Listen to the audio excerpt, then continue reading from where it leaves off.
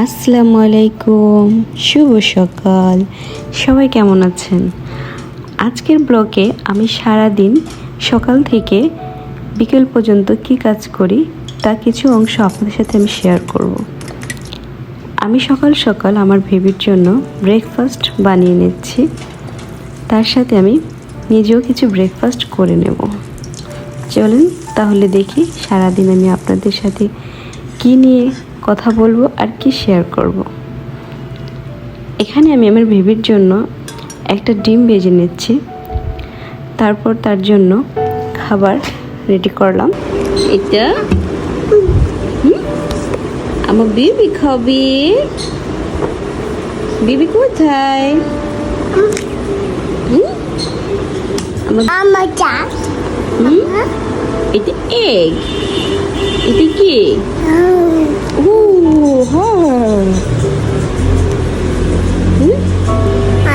বলো হ্যালো, আসসালামু আলাইকুম। বলো শুভ সকাল। সে নতুন নতুন কথা বলা শিখছে, তাই আদু আদু কথা বলে আমার কাছে খুবই ভালো লাগে। কি বাবা? এটা এগ আর ব্রেড।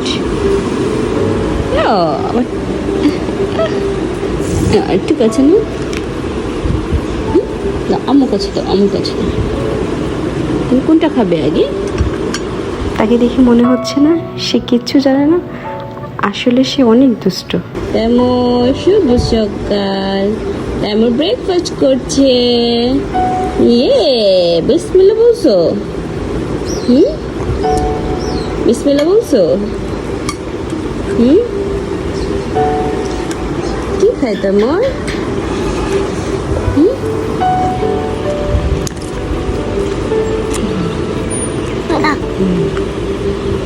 তারপর হ্যাঁ খেয়ে নাও। ওকে ঠিক আছে।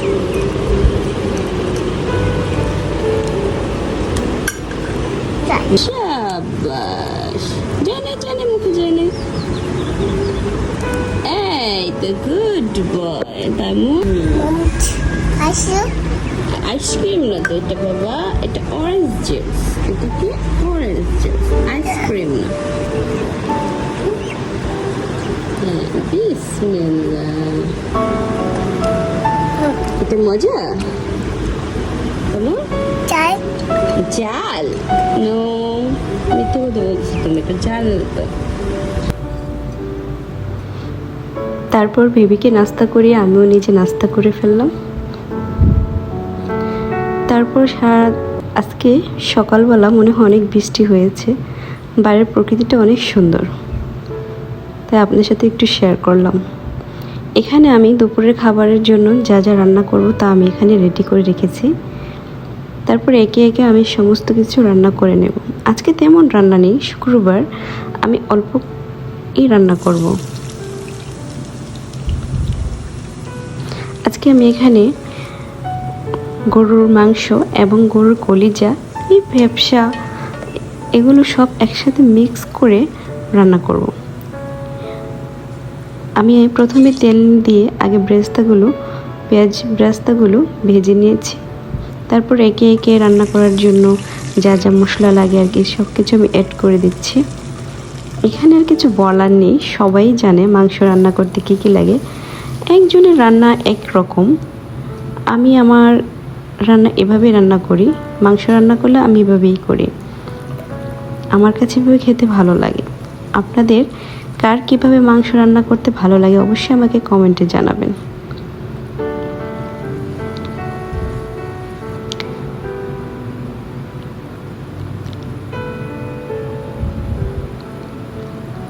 আর আমার নিত্য নতুনের ব্লগ পেতে অবশ্যই আমার চ্যানেলটাকে সাবস্ক্রাইব করে রাখবেন। আর অবশ্যই কমেন্টে জানাবেন আমার ভিডিও কেমন হয়।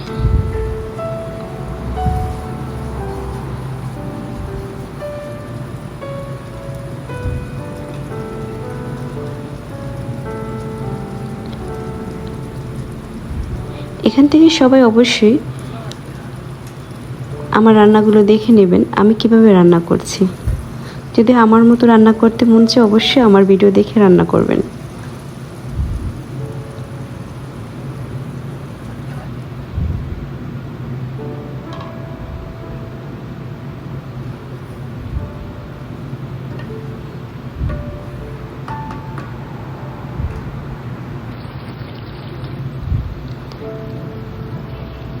আমার আলু খেতে খুব ভালো লাগে, তাই একটু আলু না দিলে কি হয়, আমি সবসময় মাংসের সাথে একটু হলেও আলু অ্যাড করে নিই, কারণ আলুটা খেতে আমার কাছে খুবই ভালো লাগে।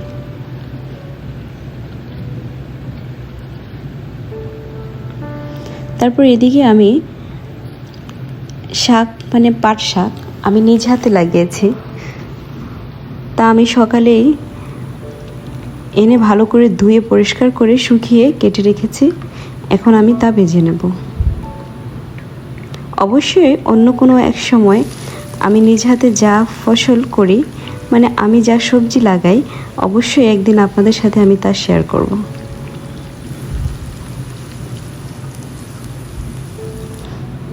পেঁয়াজগুলো ভালো করে আমি ভেজে নিচ্ছি। আর এদিকে আমার মাংস প্রায় হয়ে আসছে।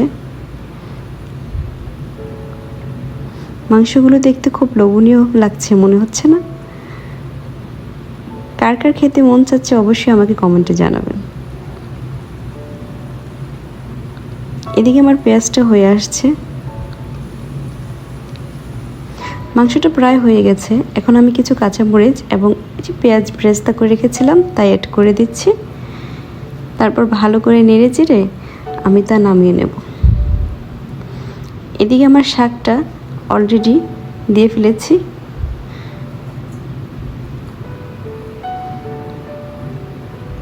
কার কার পাট শাক খেতে ভালো লাগে তাও আমাকে কমেন্টে জানাবেন।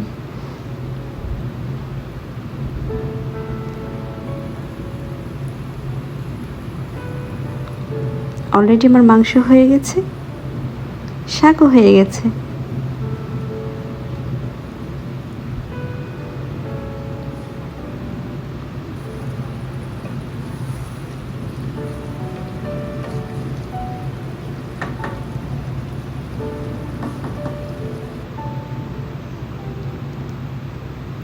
এটা আমার মাংস, তারপর আমি এদিকে শাক রেখেছি।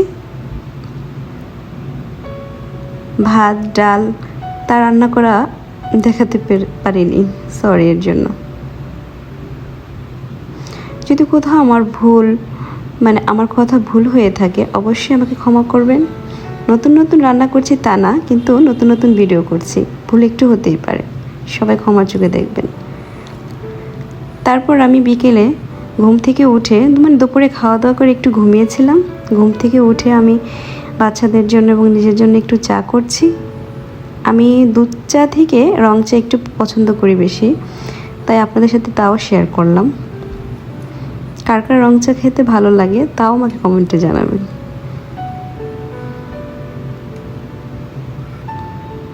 আমি এখানে মশলা দিয়ে ভালো করে পানিটা একটু জাল করে নিচ্ছি।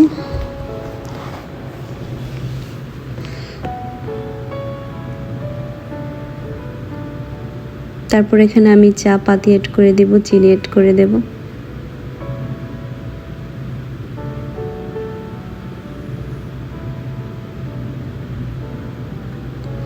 সবাই আমার ভিডিও পেতে অবশ্যই আমার চ্যানেলটাকে সাবস্ক্রাইব করে রাখবেন। আপনাদেরকে আমি বারবার বলছি, যদি আমার ভিডিও ভালো লাগে। আজকের ভিডিও এখানে শেষ করছি। সবাই ভালো থাকবেন। আসসালামু আলাইকুম, আল্লাহ হাফেজ।